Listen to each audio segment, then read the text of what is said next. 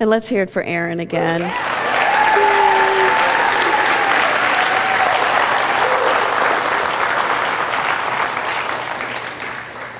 So I want to begin with a reading from the book of Luke, chapter 2, which says, "While they were there, the time came for her to deliver her child.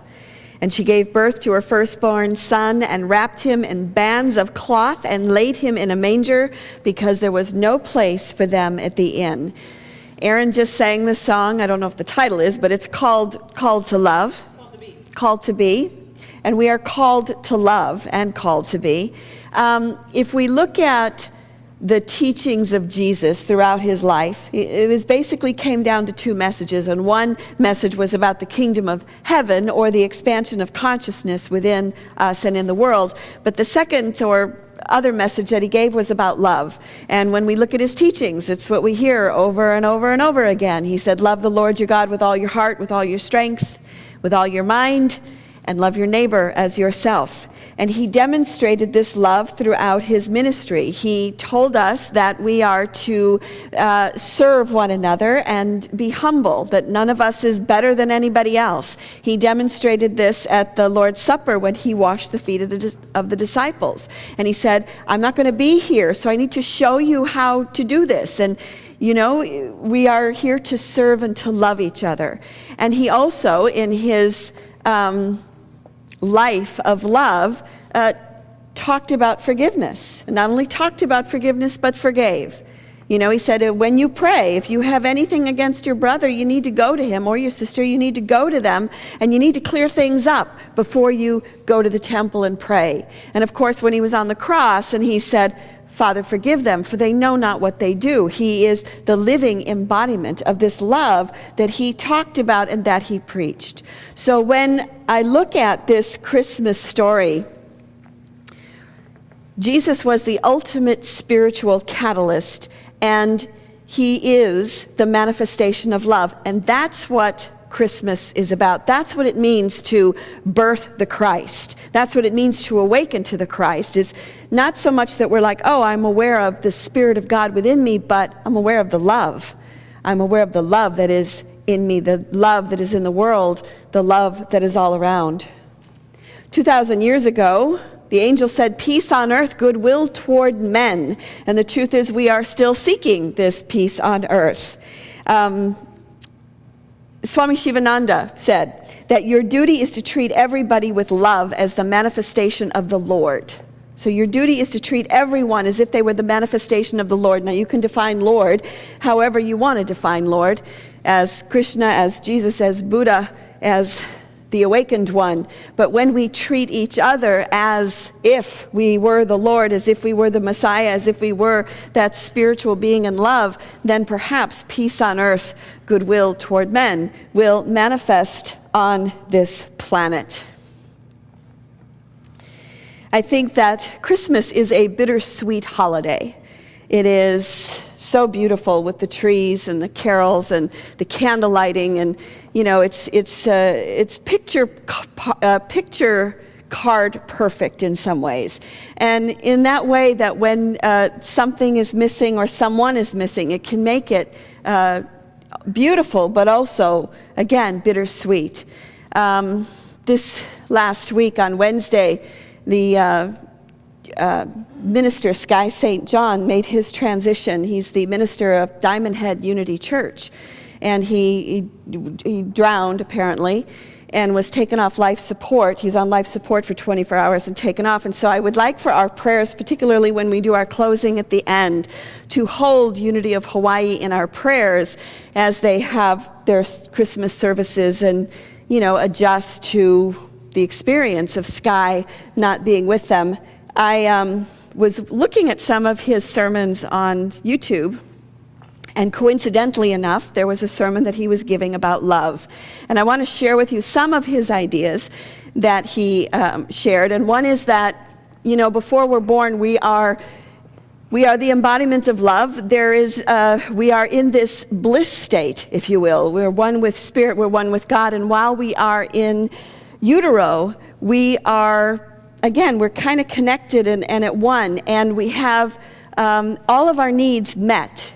Right? I mean, you have temperature is perfect. You're never hungry because the food that you need is always provided. And then we're born, and as loving as our parents may be, as much as they may be there, the truth is no one can meet all of our needs once we're born. I mean, for one reason, you can't talk, so how can you tell anybody what you're needing and what you're wanting? And so he says we come into this life, we come into this planet, and then we begin seeking. We begin seeking the other. We're seeking love. We're seeking wholeness. We're seeking that connection that we felt that we had. And you know, when we're children, it comes from our parents that we're seeking that. But once we hit, teenage, adolescence years, we begin looking for that love in another person. And then we seek to be whole. It's like, if only I would meet that one person, then my life would be whole. And the truth is that, when we look at what Jesus said, to love the Lord your God with all your strength, with all your heart, with all your soul, and with all your mind, and to love your neighbor as yourself, part of loving God is loving oneself as well. Yeah? Because if we have the Spirit of God within us, as we believe, then part of that love begins with loving ourselves. And when we are whole, when we feel whole, then seeking that other becomes more of a connecting to wholeness rather than I'm only half and so I need somebody else to help me be that whole being. And that when we can stand in that, when we can love in that and connect with somebody else, then the relationship becomes one of being able to bless the world and being able to help the world. That many couples then that come together in that wholeness have a place of, we're not together out of neediness or wanting as much, which is there, but as much as blessing the world. So I wanted to bring to you one of the voices of our community today, one of our elders. So I'm going to ask Ira Hoover to come on up right now, and I will introduce him once he comes up.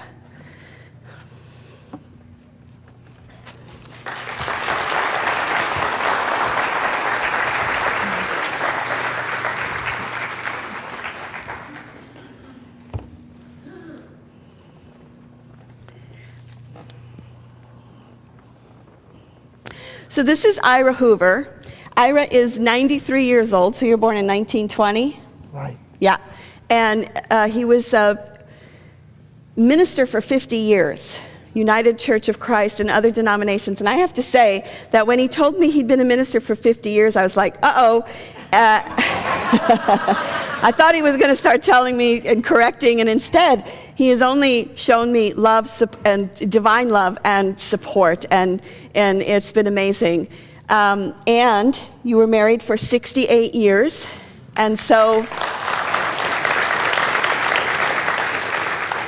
as the minister, I get to hear a lot of your stories, but I know that you don't necessarily get to hear each other's stories. And I thought that this would be a good time, since we were talking about love today, to hear some words of wisdom from Ira. Well, first I'd like to say that when our lovely pastor told me she wanted to talk to me about love, I got interested right away. Oh, Ira.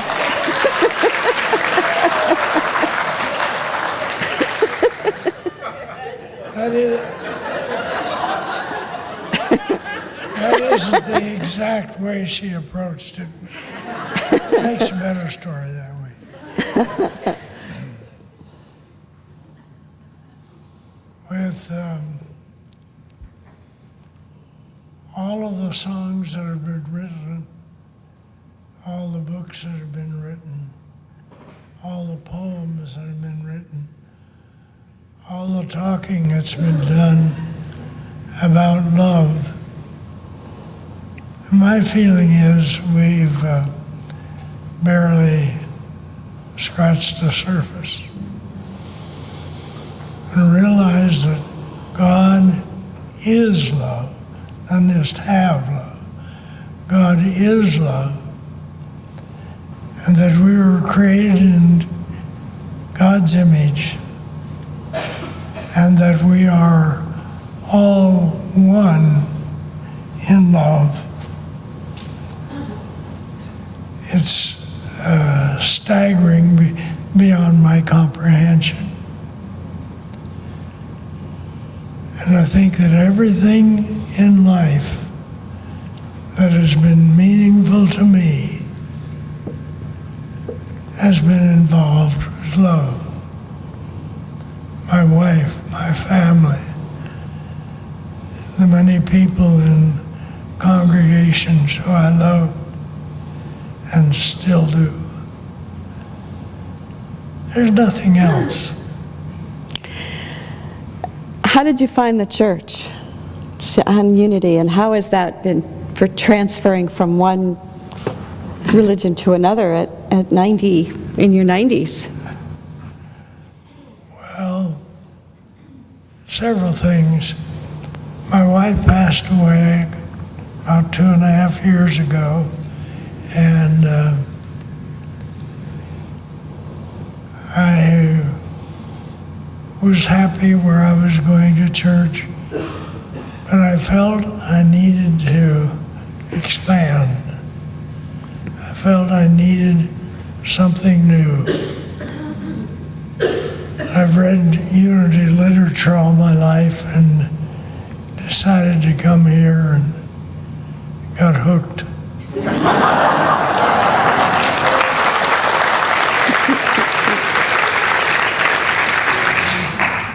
I've never felt so much love and enjoy giving so much love as here. And I thank you, everyone. As far as other things,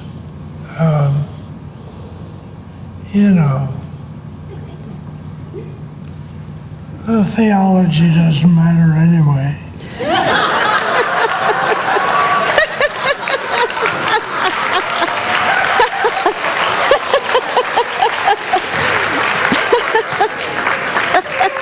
I can say that because I know I'll never sit before another ordination committee.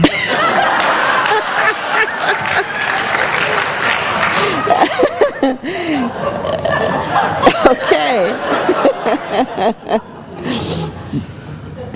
Unity holds all the principles that I believe in, and I'm just very happy here.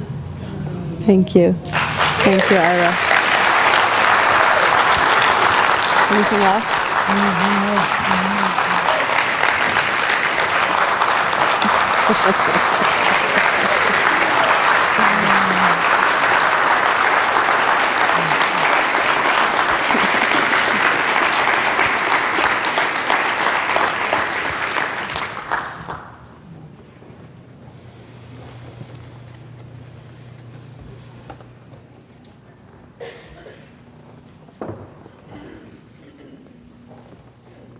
When Ira speaks, people listen.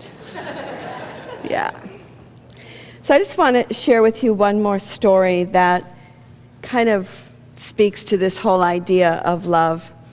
In Iowa, in Des Moines, there's a radio station called KSTV, and they have been doing a program for 20 years of granting Christmas wishes for their listeners. So they get all these letters, and then they grant Christmas wishes for these people.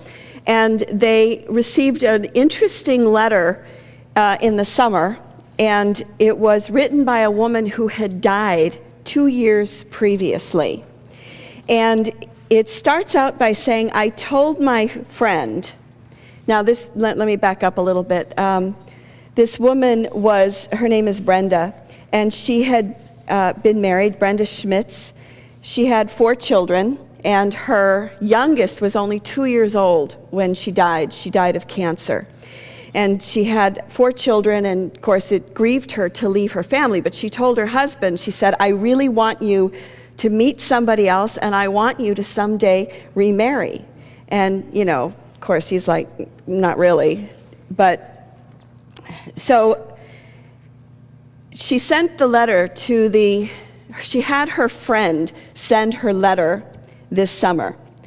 And the letter said, I told my friend that once my loving husband David had moved on in his life and had met someone to share his life with again, then to mail this letter to the station. So her husband met a woman named Jane, and they became engaged this summer, so she sent the letter. And her wishes were, number one, that her husband's new wife would get a day at the spa. She said, you're going to need it if you're going to take on all of my children. Her second wish was that the whole family go on a vacation together. And her third wish was for all the doctors and the nurses who took care of her at the end of her life to have a night out on the town.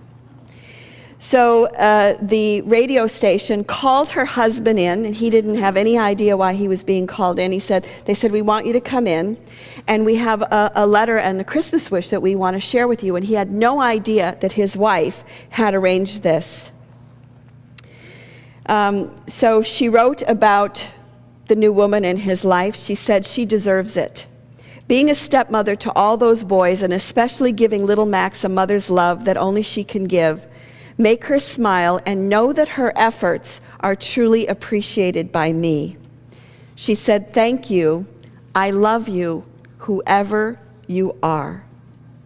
And so the radio station is sending the whole family, this was just Friday that it was on the radio, is sending the whole family to Disney World, and for 5 days. And one of those days, the new stepmom, the new wife, gets to spend one day at the spa. And then caterers are coming in on 3 different occasions to serve the hospital staff that helped her.